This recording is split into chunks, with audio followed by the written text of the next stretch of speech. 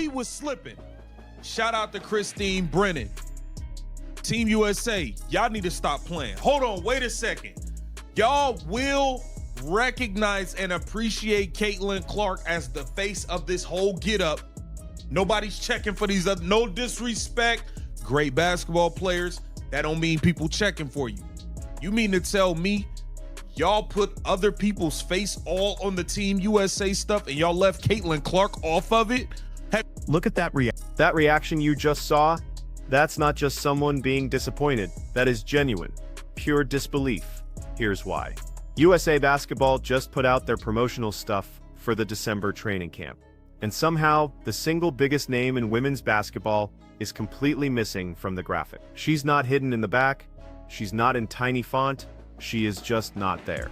We're talking about the player who by herself made WNBA viewership shoot up by 400% in just her rookie season. The player whose jersey outsold every single other athlete in women's sports.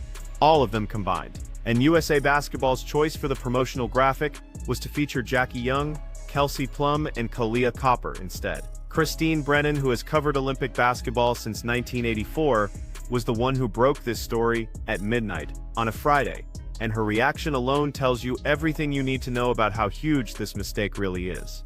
Really wanted to go all out promoting women's basketball, bring new fans in, and get unprecedented attention for a team that dropped in TV viewership at the Paris Olympics. That's right, the women's USA viewership dropped at the Olympics in Paris. Nobody was watching it. They would have added the photo of one of the player to this graphic, but no. And she kept going, explaining the context that makes this whole thing look even worse. The women's basketball team at the Paris Olympics had a massive drop in viewership compared to what they're used to. Brennan reported that the TV ratings just fell off a cliff, mainly because casual sports fans had no real reason to watch. Sure, the hardcore basketball fans were there, but that much bigger audience, the one that drives the advertising dollars and the media coverage, they just didn't tune in. Now, compare that to what just happened during Caitlin Clark's first season in the WNBA. The Indiana Fever games were averaging 1.2 million viewers on cable. The games she played in were pulling crowds that women's basketball hasn't seen in more than 2 decades. Arenas that are normally half empty were completely sold out weeks before the game even happened. USA Basketball had the perfect blueprint sitting right in front of them. They saw the whole WNBA season. They saw the numbers, they saw the merchandise flying off the shelves. They saw international media outlets sending reporters over specifically to cover one single player. And their reaction to all of that data was to leave her off their promotional graphic. Yeah, well, I've given it, as you know, over the last 60 hours. I broke the news right around midnight, Friday to Saturday morning. And I think on both fronts, merit and publicity, you, of course, mentioned it, you know, it's just a total swing and a miss by the national governing body, by USA Basketball, just a missed opportunity. And but I'll start with my answer by saying I have covered this women. Now you have to listen closely to what Brennan says here about covering the gold medal games. She talks about standing in the press tribune, which is the special media area at the Olympics, and she literally uses the word tumbleweeds to describe how many people were there for a gold medal game for what is the most dominant team in the history of Olympic basketball. I mean, the U.S. women's basketball team has not lost a game at the Olympics since 1992. They've racked up 7 straight gold medals. You can make a real argument that they are the most successful team in any Olympic sport, men's or women's. And yet journalists whose job it is to cover basketball are choosing to skip their games because the audience just isn't there to make the coverage worthwhile. Bob Ryan, one of the most respected basketball writers in America, was talking with Brennan about this exact issue at the 2012 London Olympics. That was 12 years ago, so this problem isn't new. What is new is that women's basketball finally had a solution fall right into its lap, and USA Basketball is looking right at it and actively choosing not to use it. You put Caitlin Clark on that team, the team that so richly deserves attention and doesn't get it and won't get it without her. because there's just so much going on in an Olympics. On that same day, there probably will be 30 other gold medals given out, and sports editors and others have to make a decision. Do you go to Simone Biles? Do you go to women's soccer? Where do you go? It's not, there's just too much going on. You put Caitlin Clark on that team, and every single one of those guys that can't stand women's. And pay attention to this part about the male sports journalists. Brennan isn't trying to be polite about this. She's just stating a fact that a lot of people in sports media won't say publicly. There are journalists who will absolutely cover the men's Olympic basketball team, but then refuse to cover the women's team. This is even when both teams are playing at the same arena. That's not a schedule issue. That is a deliberate choice they're making, based on what they think their audience is interested in. Those journalists decide what to cover based on what their editors will approve and what their readers will click on. So, when they skip women's basketball, they're basically telling you that their audience doesn't care. Except, that whole formula completely changed during the 2024 WNBA season. Suddenly, those same reporters who wouldn't touch women's basketball were all scrambling to get press passes for Indiana Fever games. International media outlets were sending people to Indianapolis just to cover a rookie point guard. Brennan even mentions a British journalist she met at the Masters golf tournament, who told her he was specifically planning to cover Caitlin Clark at the Olympics. The demand was clearly there, the international interest was there, the media was all ready to go, and USA Basketball left her off the Olympic roster entirely, saying they needed to reward veterans and maintain team chemistry. About the Dream Team in 1992, Rich, the men's team, how that grew basketball around the world, especially for boys and men, and where it reached Africa. Well, the opportunity with Caitlin Clark's popularity, Africa, Europe, Asia. Think of how many number 22 USA jerseys would have been sold. Money that could have then been pumped back in to help have developmental programs in the. Now, she's drawing a direct line to the 1992 Dream Team, and that's not being overly dramatic. That is the perfect parallel. The original Dream Team with Michael Jordan, Magic Johnson, and Larry Bird. They did more than just win a gold medal. They fundamentally changed the way the entire world saw the game of basketball. Kids in Africa, in Europe, in Asia, they all started playing basketball because they watched that team.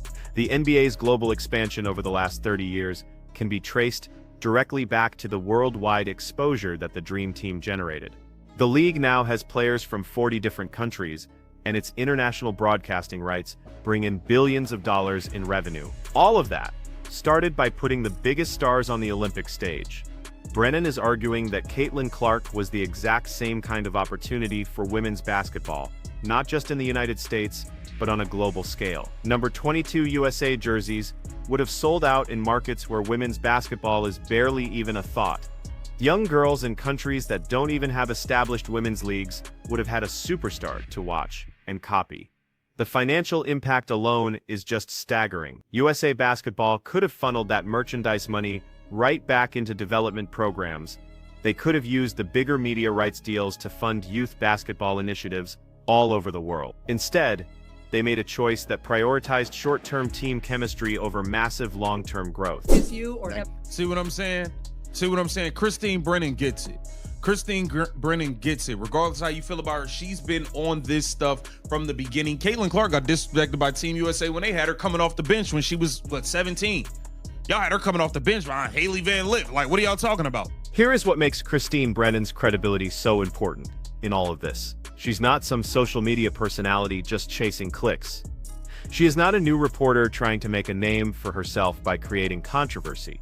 She has covered every single Olympics since 1984, written for major newspapers, and has sources all through the USA Basketball organization. So, when she says she's seen the lack of interest with her own eyes, she means she has physically stood in empty press sections at gold medal games for 4 decades straight. When she says her very next interview is with a radio show in New Zealand, she's showing you that international media is actively looking to cover this story.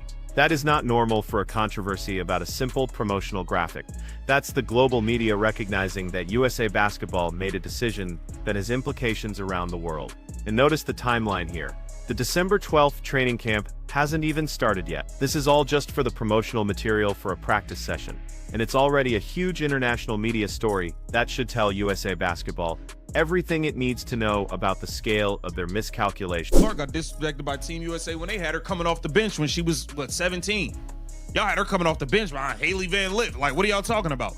This stuff has been going on far too long. Team USA, y'all need to get it together. Respect the woman with the throne. Get down in the comments. Let me know what you think about this. Now we get to the historical pattern that makes this particularly frustrating.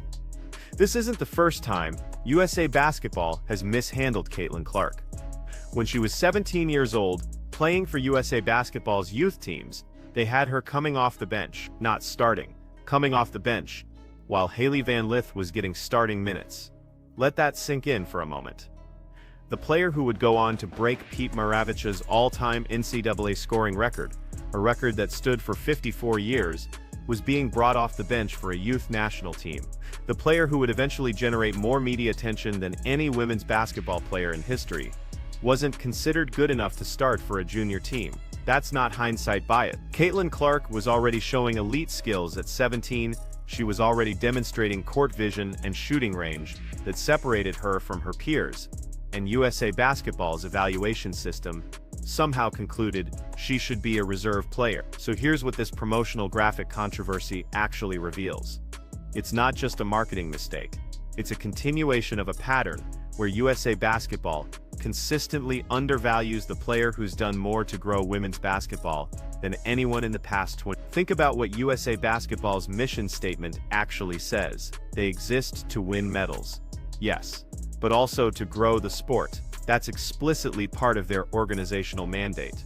Growing the sport means expanding the audience, increasing participation, generating media interest, and creating financial sustainability. By every single one of those metrics, Caitlin Clark is the most valuable asset women's basketball has. She expanded the audience by bringing in millions of casual sports fans who had never watched a WNBA game. She increased participation by inspiring young girls to pick up a basketball. She generated unprecedented media interest from outlets that traditionally ignore women's sports. And she created financial sustainability by proving that women's basketball can be profitable when marketed correctly. USA Basketball watched all of that happen in real time during the 2024 season. They had a front row seat to the transformation of their sport's commercial viability. And when it came time to promote their December training camp, they made a graphic that featured returning Olympians from a team that generated disappointing viewership numbers. That's not just tone deaf. That's organizational dysfunction. That's a governing body that doesn't understand its own product or its own audience. The WNBA just negotiated a new CBA that dramatically increased player salaries and benefit. That negotiation happened in an environment where the league could point to surging attendance, rising viewership, and increased sponsor interest. All of those improvements were driven primarily by the attention Caitlin Clark generated. Players throughout the league benefited financially from her impact, whether they want to acknowledge it or not. The new CBA doesn't happen without the leverage that comes from demonstrable audience growth. And that audience growth doesn't happen without the player who made women's basketball appointment viewing for millions of fans. Now USA Basketball is preparing for the 26 World Cup and the 28 Olympics in LA. Those are massive opportunities to build on the momentum from the 20. Los Angeles will have hometown crowds, primetime television slots, and international media attention that dwarfs what Paris received. But momentum doesn't sustain itself.